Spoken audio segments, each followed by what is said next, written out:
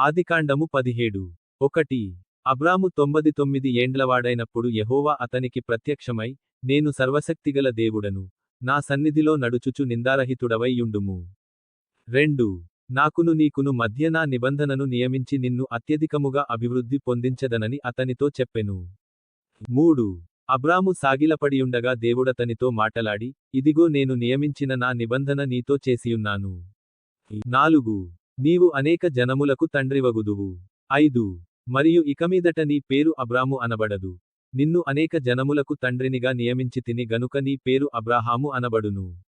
6 నీకు అత్యధికముగా సంతానవృద్ధి కలుగజేసి నీలో నుండి జనములు వచ్చునట్లు నియమించుదును, రాజులును నీలో నుండి వచ్చెదరు. 7 నేను నీకును నీ తరువాత నీ సంతానమునకును దేవుడనై యుండునట్లు, నాకును నీకును, నీ తరువాత వారి తరములలో నీ సంతతికిని మధ్య నా నిబంధనను నిత్యనిబంధనగా స్థిరపరచెదను. 8 నీకును నీ తరువాత నీ సంతతికిని నీవు పరదేశివయ్యున్న దేశమును, అనగా కనానను దేశమంతటిని నిత్యస్వాస్థ్యముగా ఇచ్చి వారికి దేవుడనై యుందునని అతనితో చెప్పెను. 9 మరియు దేవుడు, నీవు మాత్రమే గాక నీ తరువాత వారి తరములలో నీ సంతతియు నా నిబంధనను గైకొనవలెను. 10 నాకును నీకును నీ తరువాత నీ సంతతికిని మధ్య మీరు గైకొనవలసిన నా నిబంధన ఏదనగా, మీలో ప్రతి మగవాడును సున్నతి పొందవలెను. 11 మీరు మీ గోపాంగ చర్మమున సున్నతి పొందవలెను. అది నాకు నీకు మధ్యనున్న నిబంధనకు సూచనగా ఉండును. 12 8 దినముల వయస్సుగలవాడు, అనగా నీ ఎంట పుట్టినవాడైనను, నీ సంతానము కాని అన్యుని యొద్ద వెండితో కొనబడినవాడైనను, మీ తరములలో ప్రతి మగవాడు మీలో సున్నతి పొందవలెను. 13 నీ ఎంట పుట్టినవాడును నీ వెండితో కొనబడినవాడును, తప్పక సున్నతి పొందవలెను. అప్పుడు నా నిబంధన మీ శరీరమందు నిత్య నిబంధనగా ఉండును.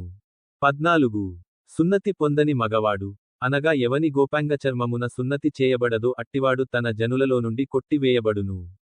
వాడు నా నిబంధనను మీరియున్నాడని అబ్రాహాముతో చెప్పెను. 15 మరియు దేవుడు, నీ భార్యయైన శారయి పేరు శారయి అనవద్దు, ఏలయనగా ఆమె పేరు శారా. 16 నేనామెను ఆశీర్వదించి ఆమె వలన నీకు కుమారుని కలుగజేసెదను, నేనామెను ఆశీర్వదించెదను, ఆమె జనములకు తల్లి అయి యుండును, జనముల రాజులు ఆమె వలన కలుగుదురని అబ్రాహాముతో చెప్పెను. 17 అప్పుడు అబ్రాహాము సాగిలపడి నవ్వి, 100 ఏండ్ల వానికి సంతానము కలుగునా, 90 ఏండ్ల శారా కనునా అని మనస్సులో అనుకొనెను. 18 అబ్రాహాము, ఇష్మాయేలు నీ సన్నిధిని బ్రతుకననుగ్రహించుము అని దేవునితో చెప్పగా. 19 దేవుడు, నీ భార్యయైన శారా నిశ్చయముగా నీకు కుమారుని కనును, నీవతనికి ఇస్సాకు అను పేరు పెట్టుదువు, అతని తరువాత అతని సంతానము కొరకు నిత్యనిబంధనగా నా నిబంధనను అతనితో స్థిరపరచెదను. 20 ఇష్మాయేలును గూర్చి నీవు చేసిన మనవి నేను వింటిని. ఇదిగో నేనతనిని ఆశీర్వదించి అతనికి సంతానాభివృద్ధి కలుగజేసి అత్యధికముగా అతని విస్తరింపజేసెదను, అతడు 12 మంది రాజులను కనును, అతనిని గొప్ప జనముగా చేసెదను. 21 అయితే వచ్చు సంవత్సరము ఈ కాలమందు శారా నీకు కనబోవు ఇస్సాకుతో నా నిబంధనను స్థిరపరచెదనని చెప్పెను. 22 దేవుడు అబ్రాహాముతో మాటలాడుట చాలించిన తరువాత అతని యొద్ద నుండి పరమునకు వెళ్ళెను.